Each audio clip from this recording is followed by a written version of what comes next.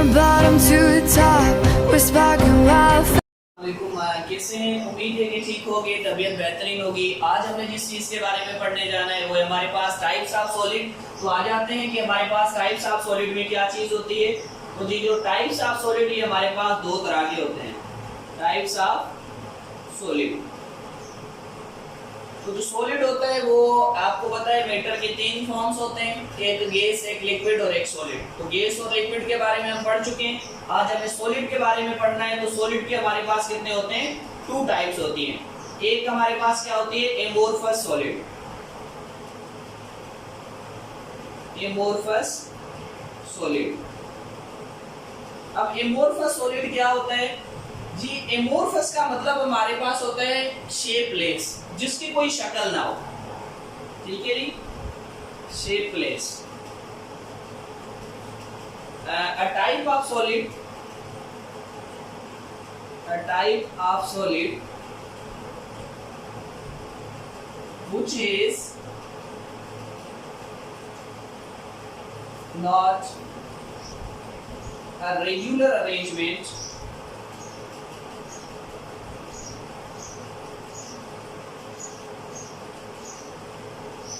ऐसा सॉलिड जिसके अंदर रेगुलर अरेंजमेंट ना हो।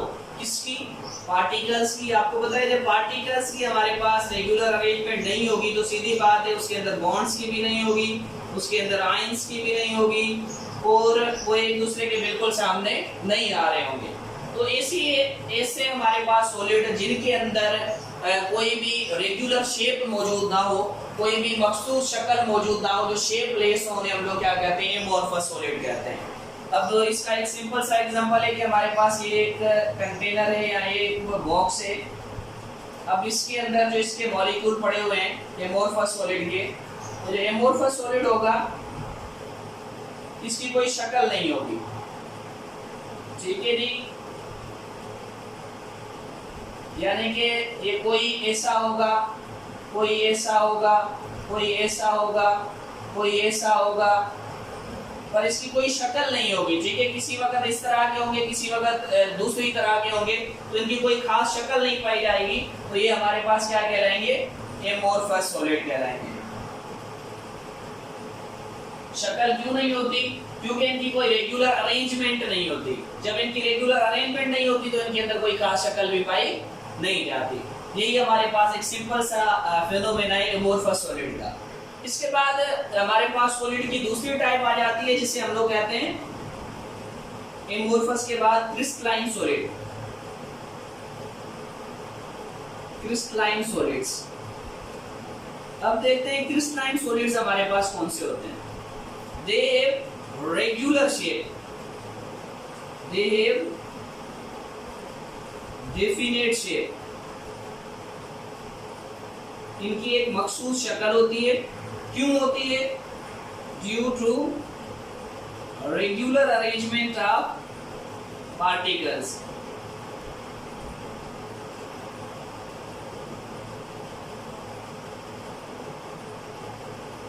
अब इसमें रेगुलर अरेंजमेंट किस तरह से होती है? जब पार्टिकल्स की रेगुलर अरेंजमेंट है, सीधी बात है इसमें बॉन्ड्स की भी अरेंजमेंट होगी, कोई ना कोई इसमें आयंस की अरेंजमेंट होगी अगर बॉन्ड्स नहीं है तो।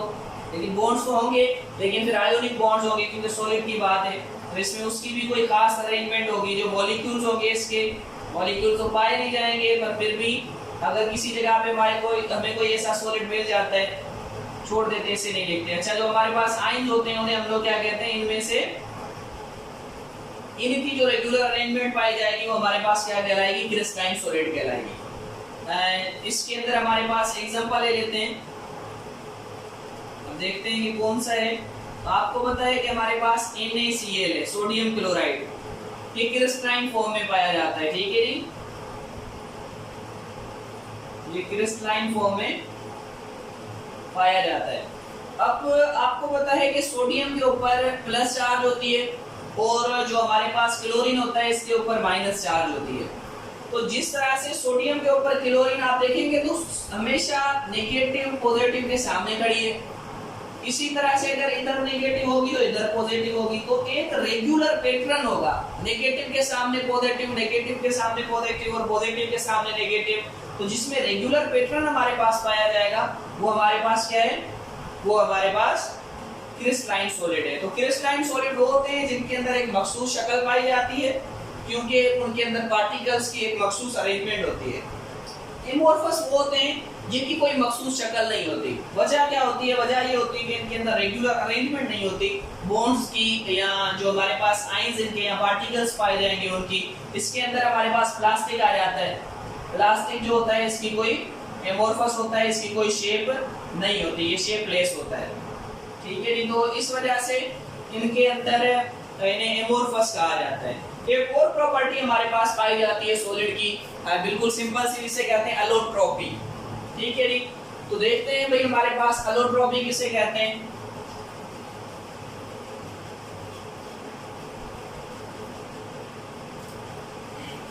तो allotropy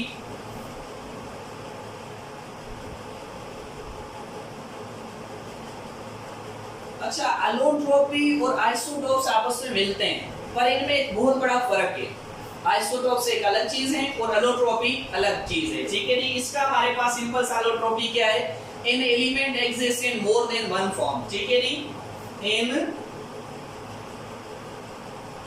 N element exist in more than one form, it same physical state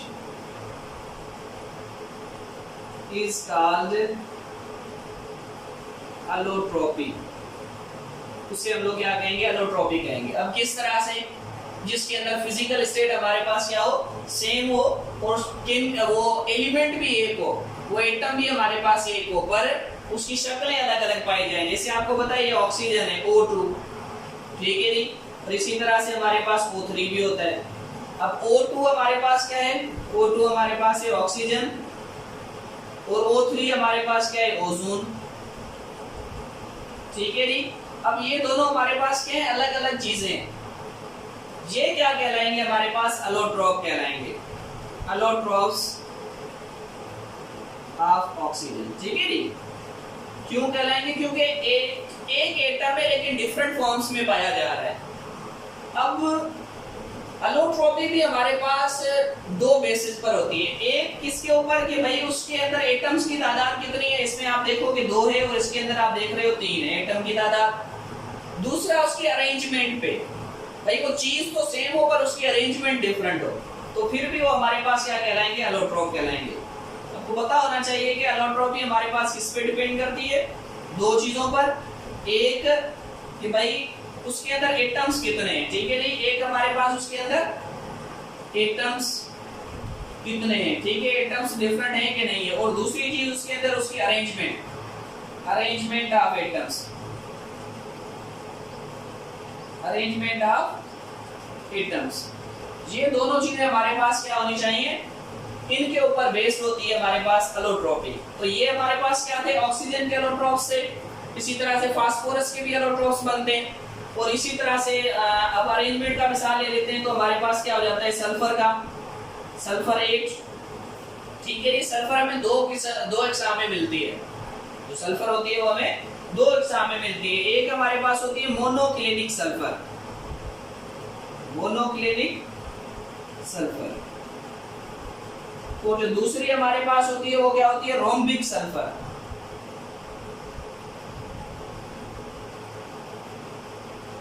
अब इसके अंदर आप देख रहे हो कि होता है, इसमें भी S8 है सल्फर के, और इसमें भी S8 है। इसमें एटम्स दोनों के अंदर क्या है? सेम है। इसमें भी एटम सेम है, इसमें भी सेम है। अच्छा, मैंने एक और चीज यहाँ पर छोड़ दी, वो क्या है? हमारे पास फिजिकल स्टेट, यानी कि अगर हमारे पास O3 है तो ये भी गैस है, और अगर O2 है तो ये भी गैस है। इनकी फिजिकल स्टेट क्या है? दोनों की सेम है, पर एटम्स के नंबर डिफरेंट है। यहाँ पर भी क्या होता है? इनकी फिजिकल स्टेट क्या होती है? सेम होती है। फिजिकल स्टेट इन दोनों की क्या होगी? सेम होगी, पर क्या हो जाता है? इसमें अलग इसकी अरेंजमेंट होती है और इसकी अरेंजमेंट अलग होती है। ठीक है जी, तो इस वजह से हमारे पास एलोट्रॉपी दो चीजों पे डिपेंड करती है, एक क्वांटिटी ऑफ एटम्स और दूसरा अरेंजमेंट ऑफ एटम्स। अब इसके अंदर क्वांटिटी सेम है पर अरेंजमेंट डिफरेंट है, और उसके अंदर क्वांटिटी क्या थी, डिफरेंट है, अरेंजमेंट सेम थी। तो ये दो चीजें होती हैं। अब ये जो मोनोक्लिनिक सल्फर होती है ये रोम्बिक सल्फर बन जाती है, सॉरी जो रोम्बिक सल्फर होती है वो मोनोक्लिनिक सल्फर बन जाती है और मोनोक्लिनिक रोम्बिक बन जाती है। तो अब देखते हैं ये किस तरह से बनती है। तो जो रोम्बिक हमारे पास होती है, रोम्बिक सल्फर, अब ये रोम्बिक सल्फर हमारे पास कन्वर्ट हो जाती है मोनोक्लिनिक में।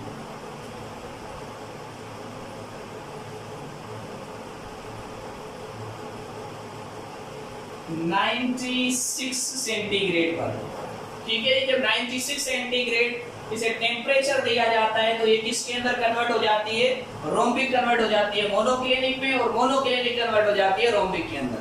तो इतने पर अच्छा यहाँ पर एक टर्म इस्तेमाल होता है, इस टेम्परेचर को जब ये एक एलोट्रॉप, ये एक एलोट्रॉप जो है हमारे पास, ये एक एलोट्रॉप है रोम्बिक का, ठीक है। ए सेट ये अलग है और ये ए सेट अलग है। तो अब आपको पता है कि ये एलोट्रॉप चेंज हो जाता है दूसरे एलोट्रॉप में। इस टेम्परेचर को, वो टेम्परेचर जिसमें एक एलोट्रॉप दूसरे एलोट्रॉप में चेंज हो जाए, वो हमारे पास क्या कहलाएगा, वो कहलाएगा ट्रांजिशन टेम्परेचर। ट्रांजिशन टेम्परेचर, अच्छा ट्रांजिशन टेम्परेचर किसे कहते हैं, उस टेम्परेचर को कहते हैं जिसमें एक एलोट्रॉप दूसरे एलोट्रॉप की फॉर्म में चेंज हो जाए, ठीक है जी। तो हमें पता लगा कि उस टेम्परेचर को हम क्या कहेंगे, ट्रांजिशन टेम्परेचर कहेंगे। इसके अंदर होता क्या है कि एक एलोट्रॉप चेंज हो जाता है दूसरे एलोट्रॉप में, तो ऐसे टेम्परेचर को हम लोग ट्रांजिशन टेम्परेचर कहेंगे। अब आपको पता लग गया होगा यकीनन कि एलोट्रॉपी किन चीजों पे डिपेंड करती है। तो अब आ जाते हैं, इसके बाद एक और चीज इसके अंदर सिंपल पाई जाती है सॉलिड के अंदर, ये थी एलोट्रॉपी। अब इसके बाद है जो हमारे पास सॉलिड होता है इसका मेल्टिंग पॉइंट। सॉलिड का हमारे पास क्या आ जाता है, मेल्टिंग पॉइंट आ जाता है। अब सॉलिड का मेल्टिंग पॉइंट कैसे होता है, तो ये जो सॉलिड हमारे पास पाया जाता है, आपको पता है ये इसकी कुछ अरेंजमेंट इस तरह से होती है, इसके जो मॉलिक्यूल होते हैं वो बिल्कुल एक दूसरे के साथ मिले हुए होते हैं। सॉलिड हमारे पास पाया जाता है, इसके मॉलिक्यूल एक दूसरे के साथ बिल्कुल स्पीड के साथ मिले हुए होते हैं। अब जब इसके मॉलिक्यूल एक दूसरे के साथ मिले हुए होते हैं तो इनके अंदर जो फोर्सेस पाई जाएंगी, ठीक है जी, जो इसके अंदर इंटरमोलिकुलर फोर्सेस पाई जाएंगी। अब इंटरमोलिकुलर फोर्सेस कौन सी होती हैं, वीक वन टर फोर्सेस की टाइप्स होती हैं इंटरमोलिकुलर फोर्सेस। ये हमारे पास क्या होती है, इसके अंदर हाई होती है। इंटरमोलिकुलर फोर्सेस सॉलिड के अंदर क्या होती है, हाई होती है। और आपको पता है जब सॉलिड मिलता है तो ऐसे मिलता है, ये एक, ये दूसरा, ये तीसरा और ये चौथा। अब इसके दरमियान ये गैप बचता है, ये जो इसके दरमियान गैप बचता है, इस गैप को हम लोग क्या कहते हैं, इसे कहते हैं इंटरमोलिकुलर स्पेस।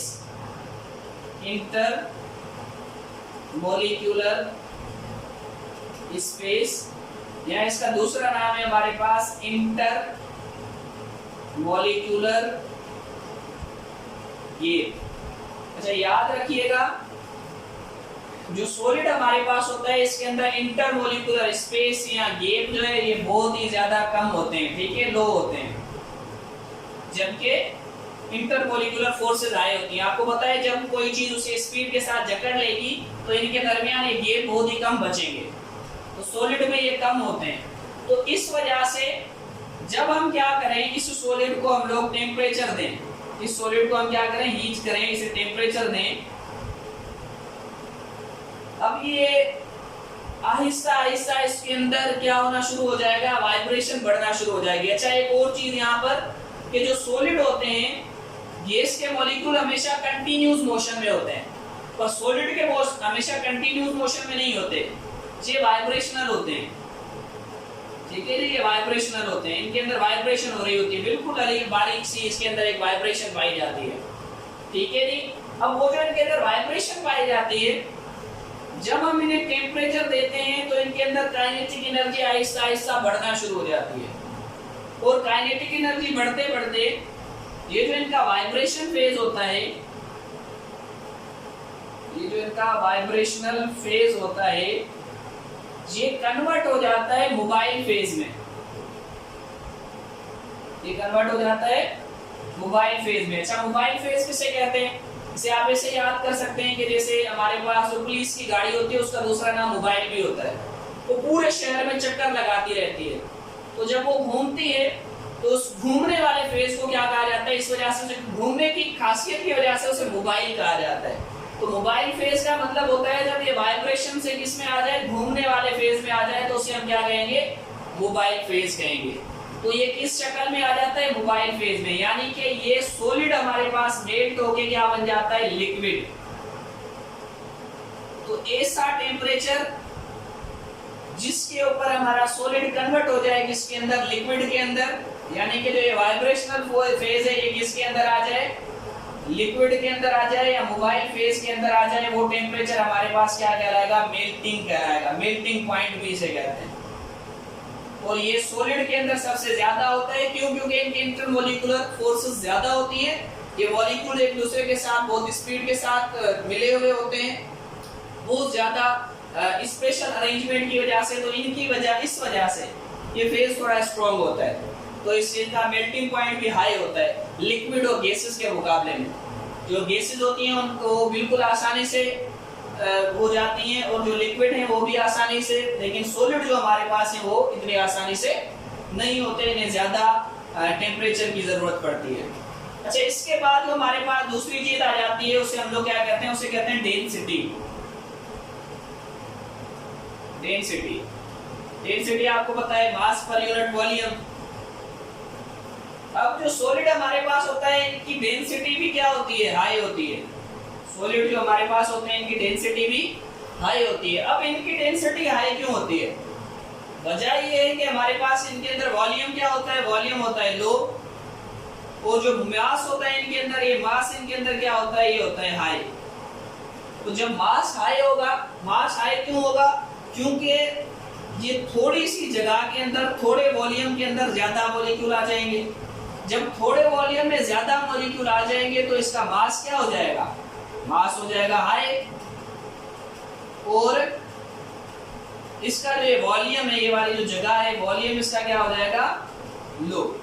तो इस वजह से जब मास हाई हो और वॉल्यूम लो हो तो वहां पर डेंसिटी क्या हो जाती है? हाई हो जाती है। तो इस वजह से हम कहते हैं कि भाई जो हमारे पास सॉलिड पाए जाते हैं इनकी डेंसिटी भी क्या होती है? हाई होती है, मुकाबला लिक्विड और गैस के। गैस के सॉलिड के बाद जो हाई डेंसिटी होती है वो लिक्विड की होती है, और गैस की सबसे कम डेंसिटी होती है। तो ये थी कुछ अहम बातें सॉलिड के बारे में। यकीनन आपको समझ में आई होंगी। अगर कोई चीज समझ में ना आई हो तो इसे जरूर पूछ लीजिएगा। तब तक के लिए सदा सुभागवती।